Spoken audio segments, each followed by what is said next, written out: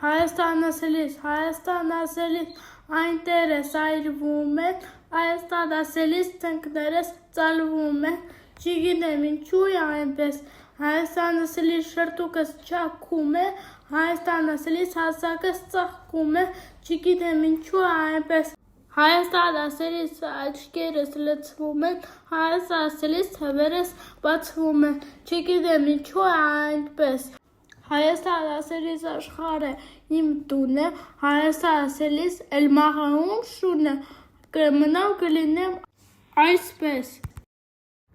Համոսայանը շատ հայրենասեր մարդ էր, նա նվիրված էր իր ազգի և հայրենիքին բանաստեղծությունում նկարագրված է նրա հարգանք ու սերը հայի ու հայրենիքի նկատմամբ Համոսայանը իր կյանքը կտար